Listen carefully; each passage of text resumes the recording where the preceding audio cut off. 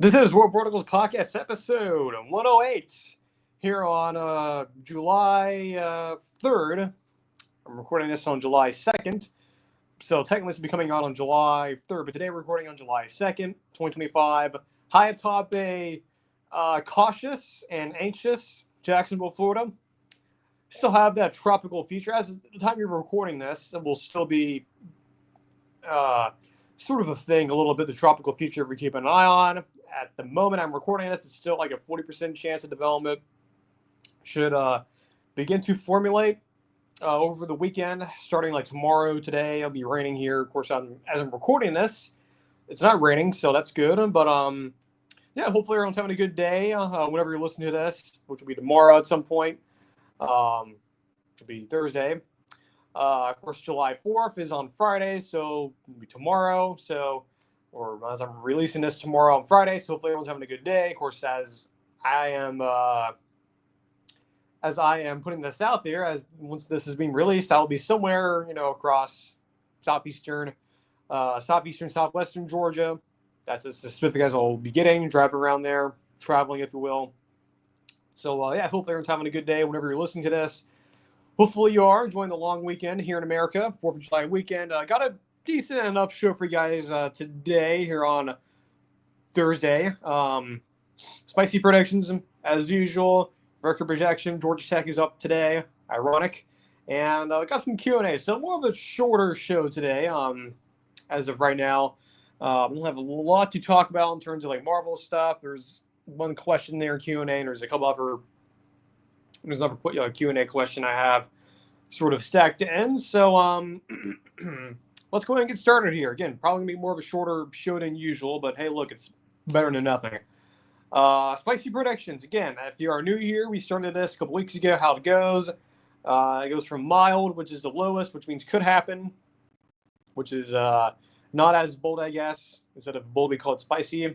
So mild, could happen. Then it goes to warm, maybe hot, slightly unlikely, spicy, completely unlikely. I do not see it happening, which translates to being bold. So, got a couple of good ones here today. First one, Avery Johnson, quarterback at Kansas State, been there for a couple years now, regresses.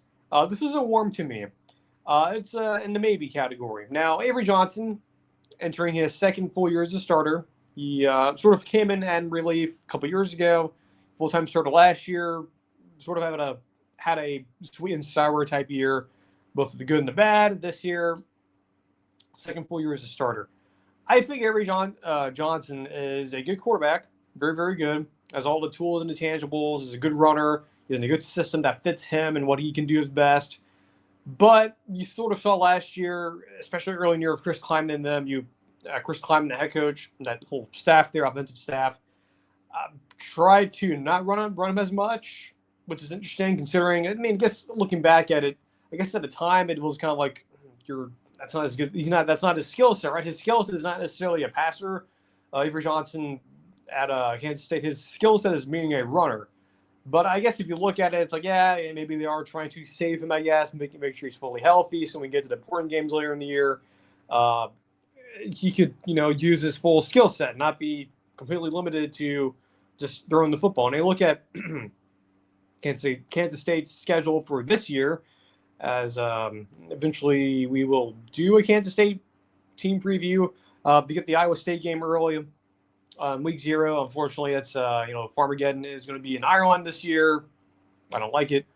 FCS team G5, and they have Arizona, a conference opponent, but much like last year, it's a non-conference game as it was scheduled before. Then they get UCF at Baylor's going to be really tough. TCU, Kansas, the rivalry game, Texas Tech, another tough game.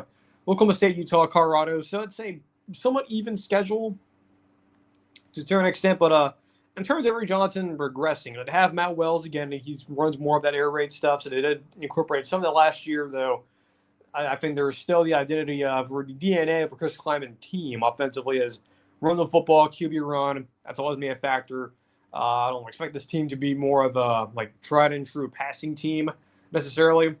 But let's look at Avery Johnson's stats last year. Again, he struggled a little bit last year. His touchdown interception ratio, it wasn't terrible. It was quite good, 25 to 10. Rushing statistics, a little bit lower than I thought. I thought he would have gone closer to closer to 1,000. But given his type of running abilities, more of a running sort of like that, Dak Prescott, Cam Newton, Tim Tebow style of quarterback, more of a power runner. So it sort of makes sense why it's only 600 yards, but I thought it would be a little more higher. I think this year they need to let him run. I think they need to if they want to have success in the Big 12. And I think with Kansas State, they're sort of being forgotten in this conference. Chris Klieman, in general, I think as a coach, is very underrated. And I think Kansas State is sort of being forgotten because last year people thought they were really good. They were good last year, but I think they sort of went under the radar with the SEC season last year in the Big 10 and even in the Big 12. You had Oklahoma State falling apart. That was sort of a big story, but Arizona State rising up and Baylor sort of being that team that sort of rose up a little bit. Now you have BYU last year, who, by the way, they just lost their quarterback because of the legal stuff, and he's transferred out. I think Kansas State could sort of fill that void. You have everyone's talking about Texas Tech, and now they're on the national radar now. Everyone's talking about Arizona State. I think Kansas State, now we'll eventually do their team preview. Again, we'll eventually do it. If I recall, have we done it yet or not? I'm trying to look through here. I don't think we have. We've done Texas Tech. I know that. I don't think we've done Kansas State yet. I don't think we have. So how about that? We'll eventually do them. But I kind of feel like they could be a player here in the Big 12 this year. I think they could. I think unlike last year when a lot of people expected a lot of big things from them, this year could be maybe we're just a year or two early on them. And that could be the case, right? That could be we were just a year early on Kansas State. Of course, Iowa State's still around. Baylor could be also fill that void of, with Colorado resetting a little bit. BYU, it's a bit of a mystery because they don't have a quarterback right now. There's other guys not there anymore for legal issues. So we'll see. It'll be interesting to see if people eventually get back onto the Kansas State hype train, I guess. They hop back on after they hopped off last year. We'll see. But him regressing with the offensive staff being what it is, and yes, we'll see what the receiver situation looks like and running back situation looks like. But him just all out regressing, I don't really necessarily see it. So this one's a warm to me. It's not unlikely, but of course it could happen based on if certain factors don't fall into place. Maybe the receivers aren't as good. Maybe there's issues with the offensive line. Maybe it takes more sacks, injury, and stuff like that. So it's a maybe, but I almost put it as a hot or a spicy even. I think hot would have been fine as well, but I think the warm category is fine here. It could happen, but I personally don't think it's going to. Next one, sticking to the Big 12. Scott Frost has a successful season this year. He finds a success. UCF will have success. This one is interesting to me. Of course, Scott Frost back at UCF. Of course, a lot has changed since then because now they're in a major conference now. It's brand new staff there. This one I have listed as a hot. I don't think this is going to happen. He doesn't necessarily have, being Scott Frost, the tool he needs to have being successful. I think they're probably a couple years away from being that. Now, in general, with Scott Frost, and I brought this up multiple times when he was brought back, I almost wonder to me, sort of like Dan Mullen at UNLV, the fact that him and Dan Mullen both took time off after they got fired from their respective jobs previously, it almost makes you wonder what lessons has he learned since then? Like, what lessons has he applied that he learned over at Nebraska when he left? UCF originally goes to Nebraska and ultimately doesn't work out. Takes some time off. Being a head coach, doing what Kevin Stillman after Texas A&M should have done instead of going straight into Arizona, to the Arizona job. I think him taking some time off makes me wonder, what things did he learn? What things lessons did he learn that he's going to apply to now going forward? Like what things he will be applying now going forward at UCF, and what things he learned during his time off, not necessarily being the head man of the program, sort of taking a step back. What things did he see go wrong at Nebraska that he will not repeat again at UCF? Now his staff, though, offensive coordinator, it's whatever. I think of Scott Frost, he will be the play caller, I would imagine.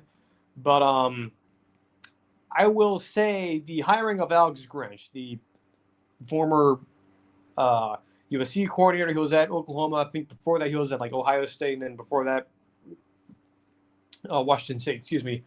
Not necessarily the best hire necessarily. I think it's a recycled hire, I guess, meaning the coach has been sort of recycled over time. Their schedule too is not necessarily easy. They get a G5 FCS, Then they get North Carolina at home.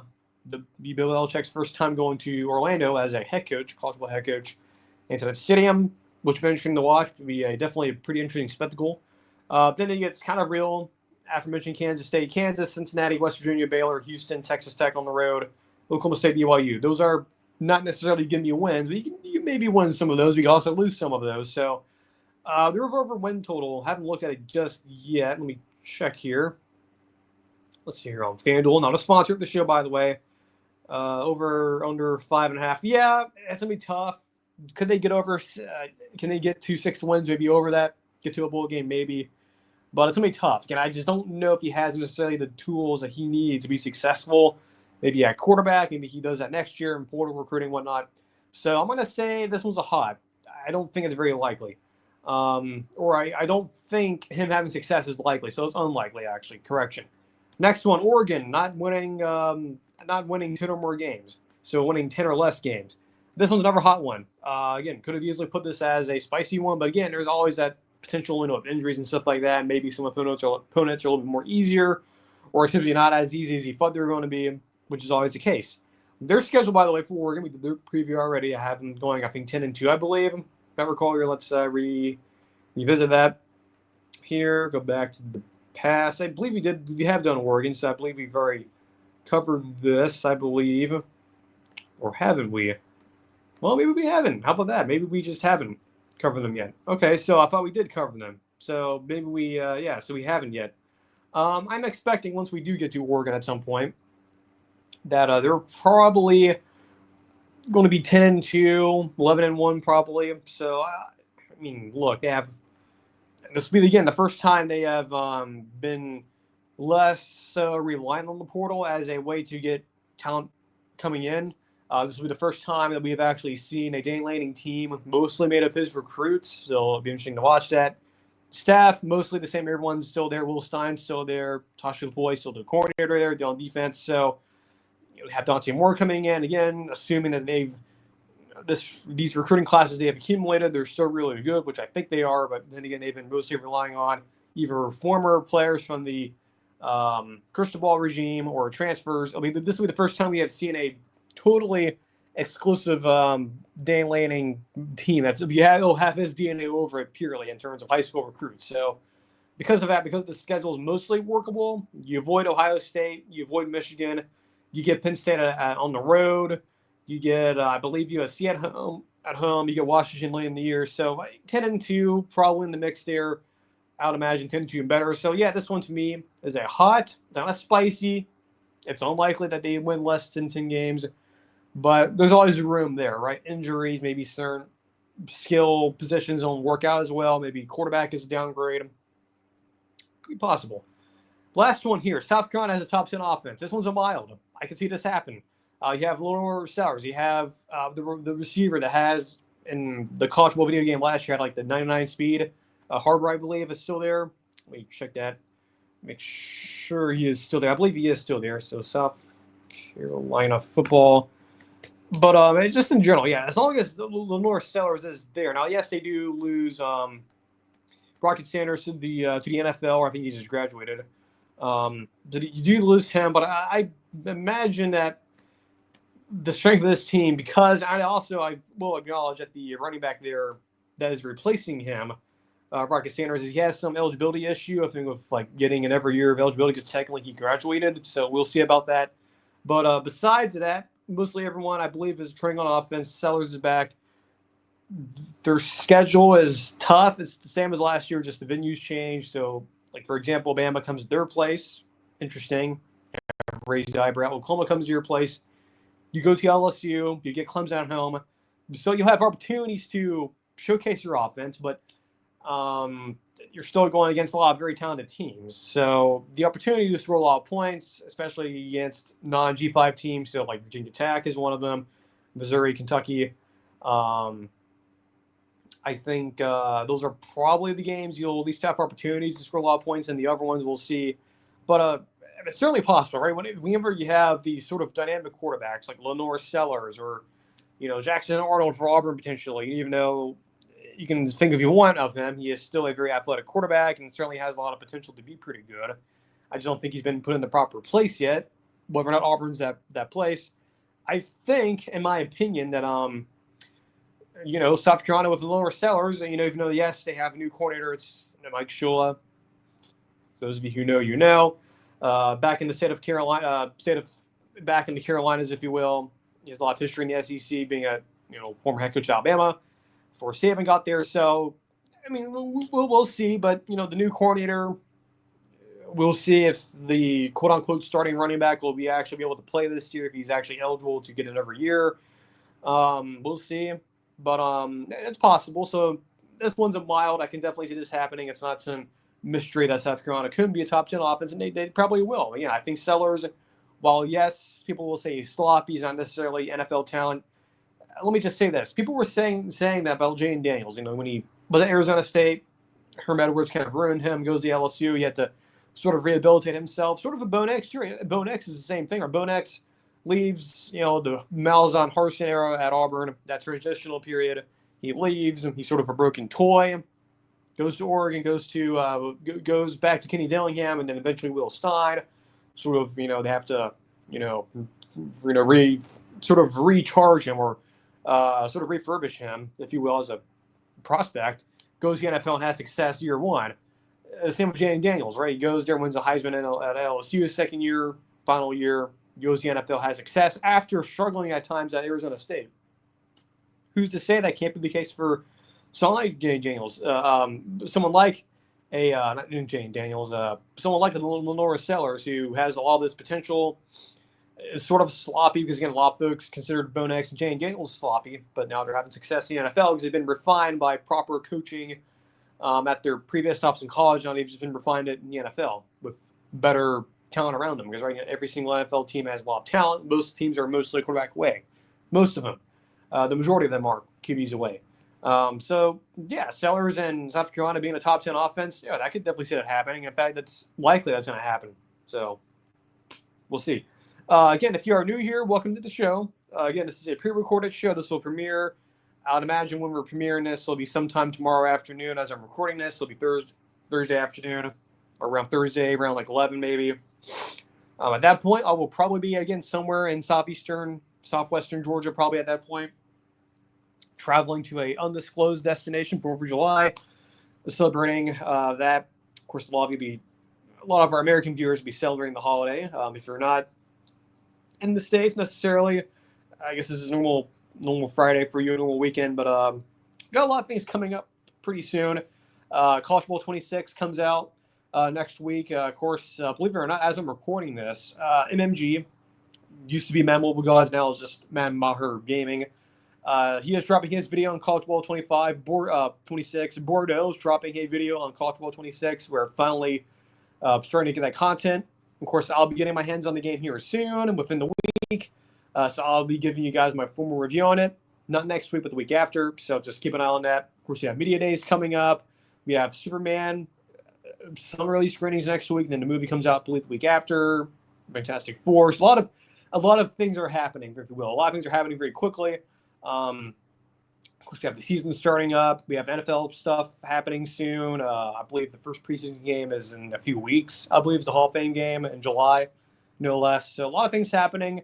And of course, with NFL stuff, of course, if you're new to the show, we cover college football, Marvel, Star Wars when needed. We also dive into the Buccaneers. Only NFL team we cover mostly, unless we're doing a game breakdown. We do cover the Buccaneers. Now, we don't cover them like 24/7 necessarily, like all the time, but with the season approaching, we will dive into them a little bit. Of course, we'll do their eventual season breakdown and whatnot. We'll start to do more topics about them as the season gets closer. I'm very excited about them. But yeah, if you're new to the show, make sure you subscribe. Twitter, subscribe over there as well. Follow over there. Subscribe to the podcast channel, YouTube channel. Of course, this will be a video, not necessarily a stream. Make sure you like that. Make sure you tune into the premiere whenever it happens tomorrow. So just make sure you do all of that. And that's all I ask for you. The show's free. There's no like paywall. There's no like Patreon page you have to sign up for. You get like a complete, version of that. I don't do that to you guys. Everything I give to you guys is all free, so you don't have to worry about that. 2025 record projection series continues. We've been doing this for the past couple of months. Every single show. This continues now with speaking of being in the state of Georgia tomorrow at some point from most of the day, Georgia Tech. This one, as I've been talking about a little bit, and other shows have talked about it, most notably Josh Pate and his show, we, being me and Josh Pate, both agreed that Georgia Tech's going to be a really good team next year. Both of us feel very confident in them. I think Josh was a little bit earlier than me. Like, ironically, both of us, our names are Josh in a way, and so it's confusing. But JP has been more, he's been sort of waving the flag on Georgia Tech for really since February, probably, after the national title game back in January. So he's been ahead on this more than most of us. I think I've sort of followed suit with him, that I do believe of him. They're sort of a team that I mentioned this yesterday on the Tuesday show.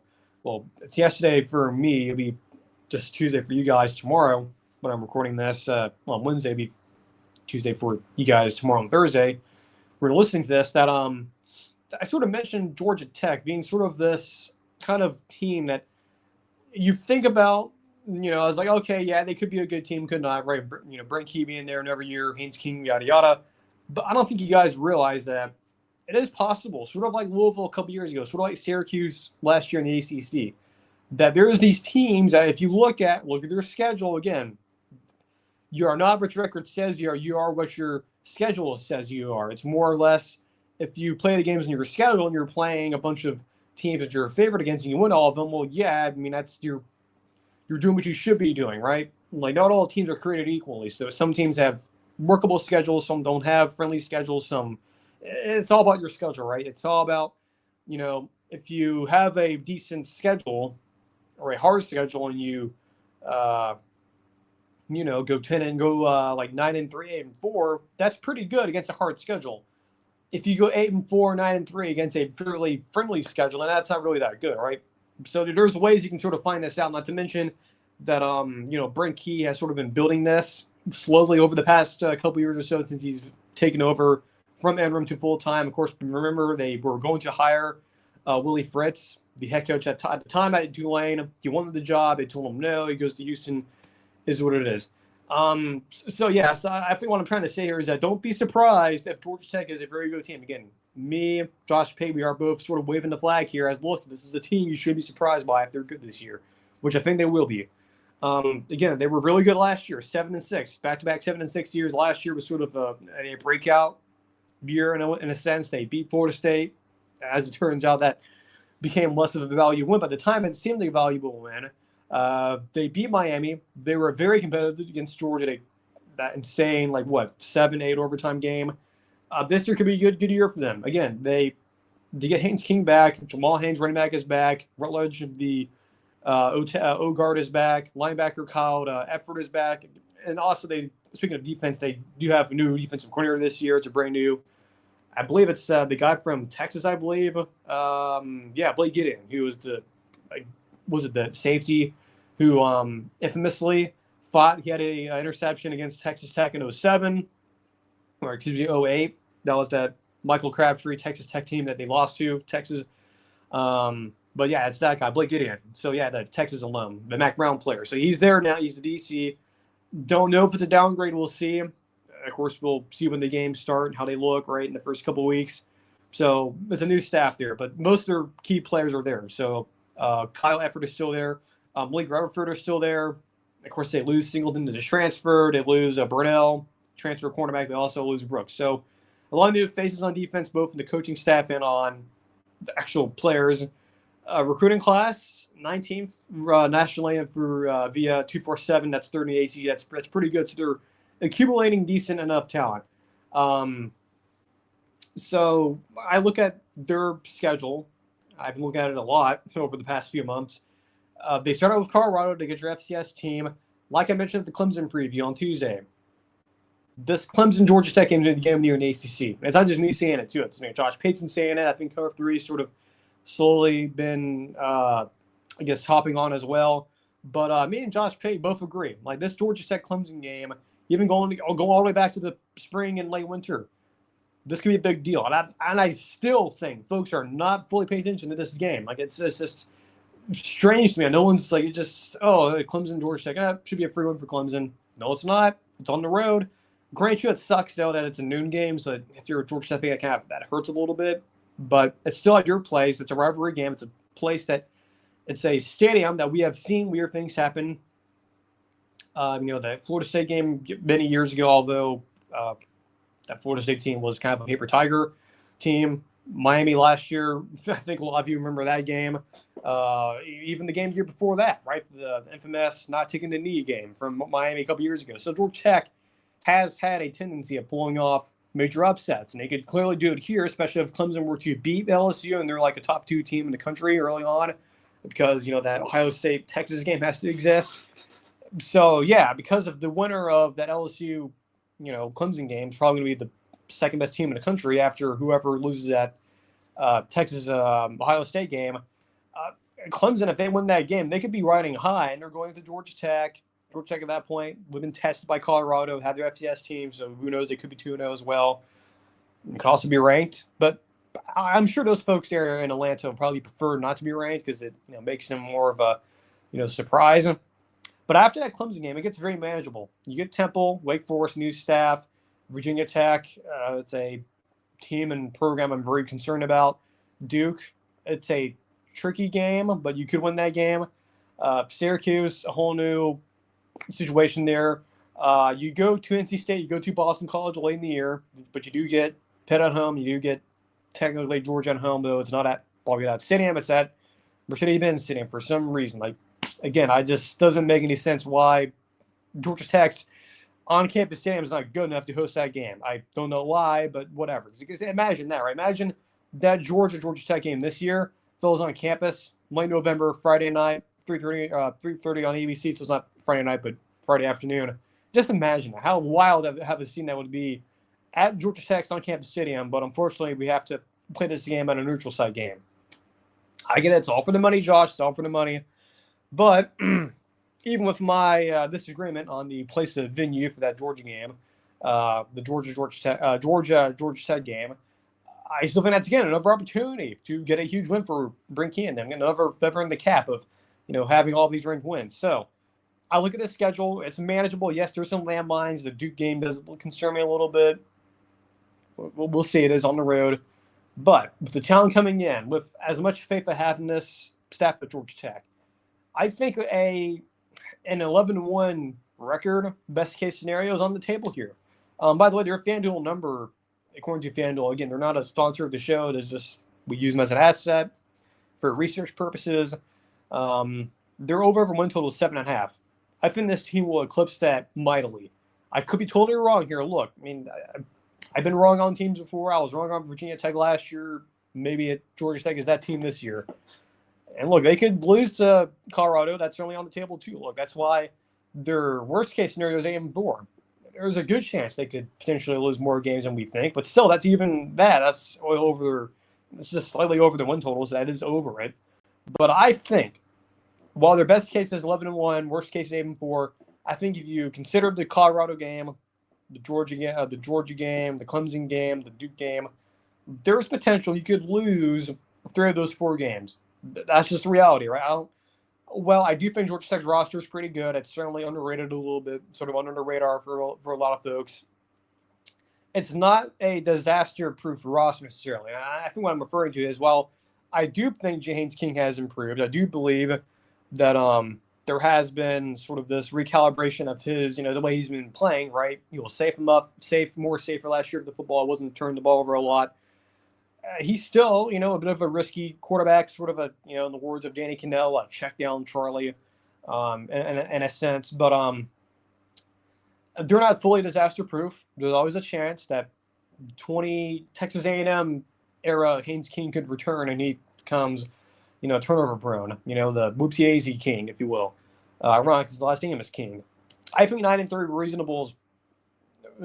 I think that's correct. I feel better about that than I do 11-1, but there's also a scenario where that happens. There's also a scenario where they could be 8-4 or worse. So, yeah, best case 11-1, worst case 8-4, reasonable 9-3. Really, really high on Georgia Tech. They're a really good team.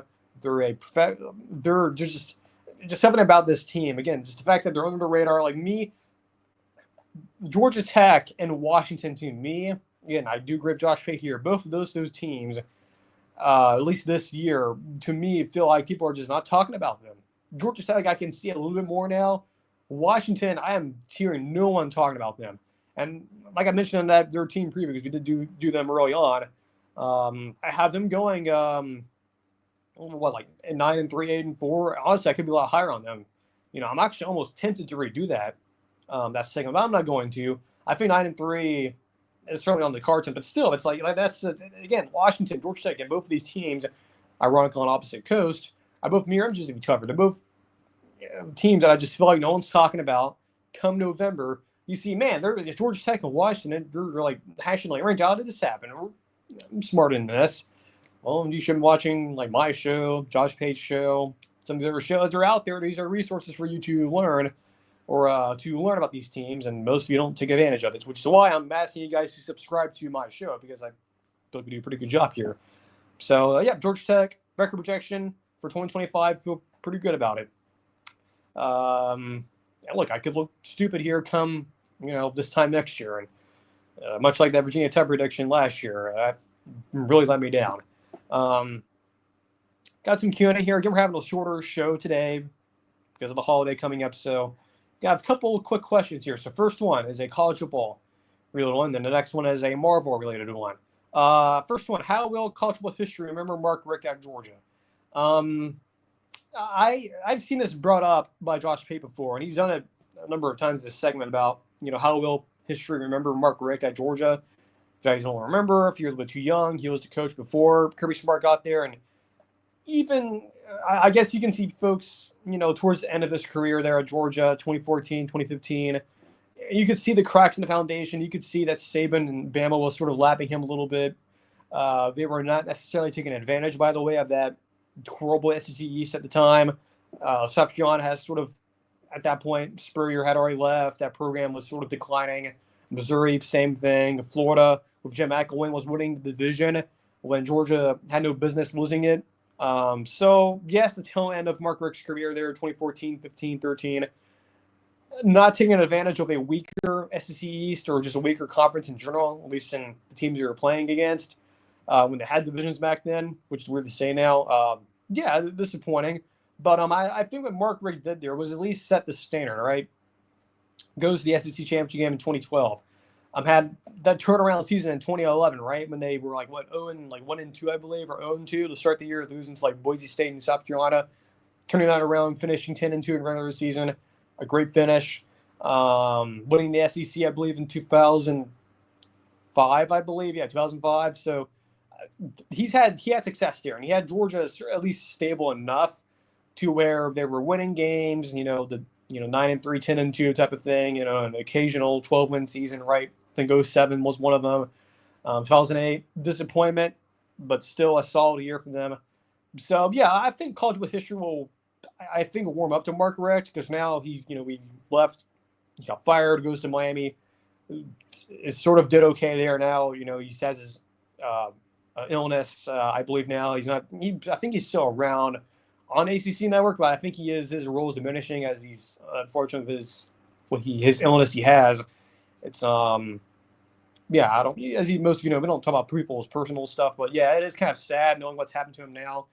But I think history over time will remember Mark Richt a little bit more differently than we were back, let's say, 10 years ago. So yeah, I do believe Mark Richt. I think eventually people will warm up to him. I think people will see him as, while Kirby Smart did elevate Georgia, Mark Richt did lay the foundations, kind of. He did, think about it. I mean, Kirby Smart's first couple years, if you guys don't remember, Nick Chubb was a Mark Richt player. All those guys that Kirby inherited and took them to the Rose Bowl and had them a 2nd and 26 away from winning a national championship, most of those guys on that team were all Mark Richt players, and Kirby Smart elevated that entire roster to getting to that point. So it makes you wonder, in an alternate universe, Richt stays there, he doesn't get fired. Does he get Georgia to the national title game and losing to Bama, Nick Saban and Tua? I don't know. An interesting what if. What if Mark Richt didn't get fired? But yeah, I think college football history will remember Mark Richt as laying that foundation. Kirby Smart just, came in the right point, right injury point. Got off to a good start, and it's never really looked the same since. It's been Georgia. Georgia is now the premier program in that conference. So that's my thoughts on it. I think a lot of other folks view it a little bit differently, but that's just me. Last question here, and we'll get out of here. Bit of, again, shorter show today because I know a lot of you are probably traveling. We're certainly on a tighter schedule today because I'm heading out tomorrow. But last question here. How do people care about the Mephisto appearance in Ironheart? So Ironheart wrapped up yesterday. It was a 2-week show. Of course, we talked about it a little bit. Of course, we didn't cover. I didn't watch a single part of it, though I was keeping up with like the Mephisto stuff because we've known for years now that Sacha Baron Cohen, Borat, King Julian from Madagascar was going to be appearing as Mephisto. Was leaked out years ago by a lot of reliable folks who clowned them for saying that was the case, and now it's like, well, look who's laughing now. So that happened yesterday. I did see some clips of it. It's fine, whatever. Yes, it wasn't the traditional look of Mephisto in the comics, though there was a hint of it a little bit with the reflection of the spoon, I believe, from some of the photos I've seen. So yes, most of it was just, Borat being in the MCU, right? And that's kind of what it looked like. I guess the performance was fine, whatever. I guess, the next question is, will we see Mephisto going forward and other Marvel properties, maybe in another Doctor Strange movie or whatever? Yeah, sure, right? You don't bring in a caliber actor like him and just go, yeah, it's a one-off guy. We'll never use him again. I think we'll use him again. But do people care about this, right? We talked about Ironheart. They did shadow drop this. There was no vote of confidence whatsoever. Yes, is the Rotten Tomatoes score good? Yeah, that's fine. But I think you are seeing a lot more folks, like, for example, someone who I follow religiously, Josh over at Den of Nerds. He is not covering it. He doesn't really give a crap about it. I don't give a crap about it. I think a lot of folks don't either. I would imagine the viewership numbers are probably weren't high for this, despite the show getting decent reviews, I guess. But it's just, do people care? Do people care that after the whole WandaVision stuff and, his name being dropped in Agatha, like, do people care now that Mephisto, since it's been drugged out so long now, since WandaVision, and people have been wanting this character to appear, do people care because of that? I don't think so. Like, Josh, Den of Nerds, brought this up early on Twitter earlier this morning. It's like, that's strange. Mephisto appears in Ironheart.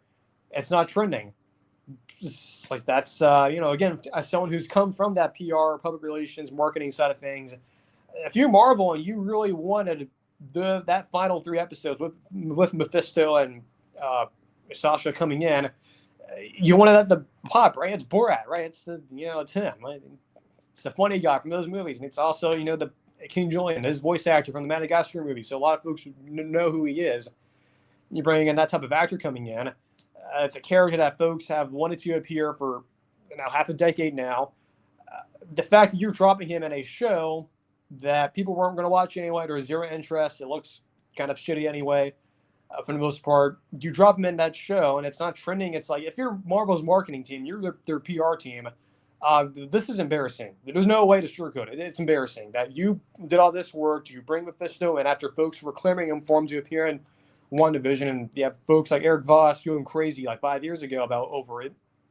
And now you've, fast forward 5 years later, now you're putting him in some stupid show that I don't think a lot of folks wanted. It was, once again, another symptom of the Guardians of the Galaxy false positive thing that Josh over at Den of Nerds brings up all the time, which I do agree with him. I think Marvel, early in this decade, again, fell into this old trap of, we'll just make another Guardians of the Galaxy-esque, project because people loved it and it was so successful. Well, again, like I mentioned before, there's only one James Gunn because, he was the reason why that was so successful, and it's not a guarantee. Like, nothing's a guarantee. No one was guaranteed anything about this show being successful or any of these other shows about these minor characters being successful, and they were not mostly successful. And in fact, ones that were successful dealt with bigger characters like Loki, right? That Loki series, only 2 seasons they did, that's the best Marvel TV show. And I said this before, it's for Marvel, it's pretty embarrassing. While you are embarrassing than Star Wars right now, Star Wars on TV, while the they've had their hits,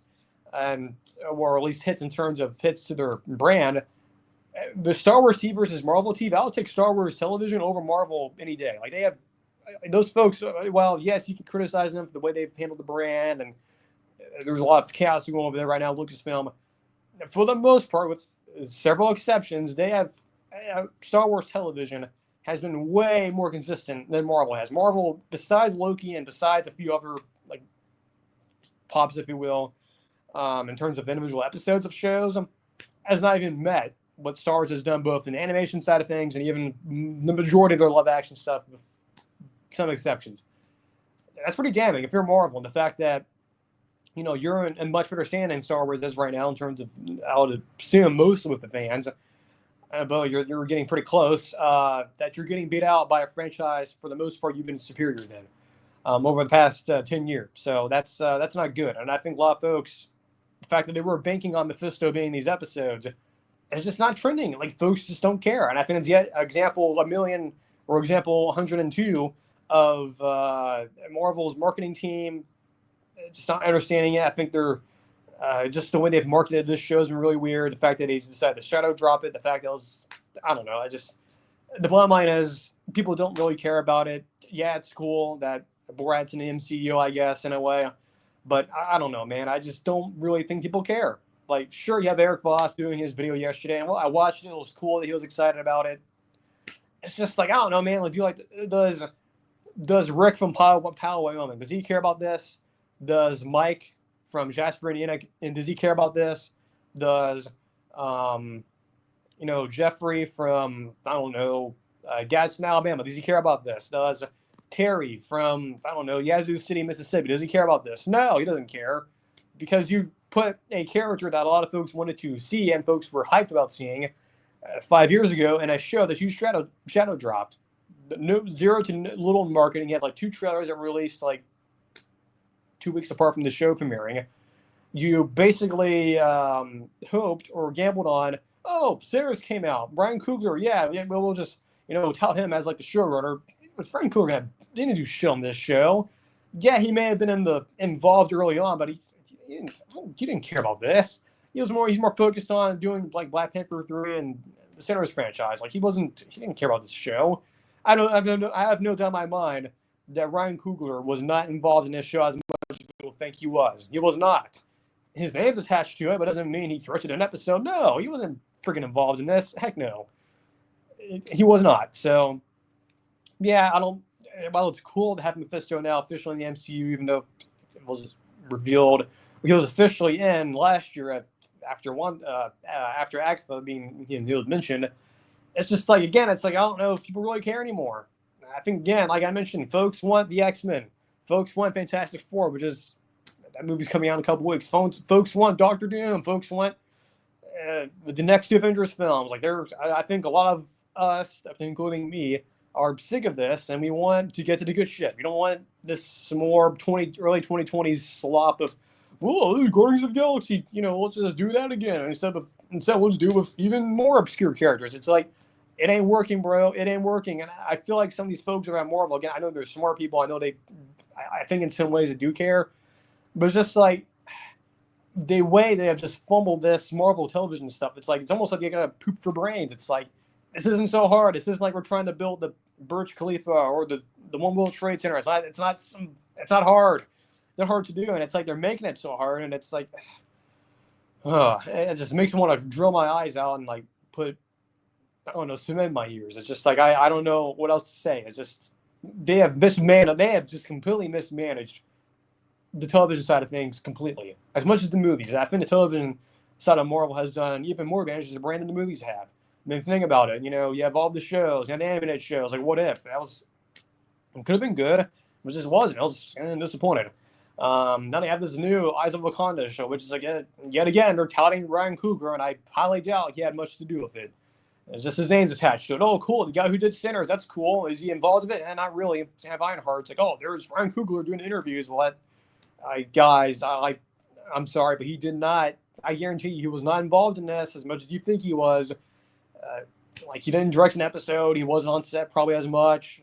It's just like, that's not what this show was. So I hate to break the bad news to you, but I don't know what else to say. But I know what I can say is that the show's over. The show entirely is not over. I mean, we'll still have more episodes. Duh. Like, we're shutting things down. So I got to get this ready to go for tomorrow. Tomorrow being today, as you're listening to this, for release premiere. Of course, I'll be traveling. So since we're not having a live show tomorrow, this will be in replace of it. Enjoy your 4th of July holiday to our American friends here in the United States. I guess, away or home or abroad. We'll be back on our traditional live schedule next week. Again, a lot of things happening between now and the start of football season, right? We have media days coming up for SEC and Big Ten. We'll cover a little bit of that. We'll be covering the release of College Ball 26. I'll give my official review on it. I'll get my hands on the game, as most of you will. Either the content creators this week, or most of you did the early order access next week. I believe this time next week. The Fantastic Four coming out, Superman, just a lot of things happening. Fall camps are happening. We'll be starting here soon, actually, a lot sooner than you think. So we'll have a lot to talk about, a lot of things to discuss. So until we have a live show next Tuesday, enjoy your 4th of July weekend. Be safe out there. If you're doing fireworks and stuff, don't be stupid and whatnot. Enjoy yourselves. Don't get hurt or anything. And enjoy your holiday weekend. So until then, take care, and we'll see you on the next stream.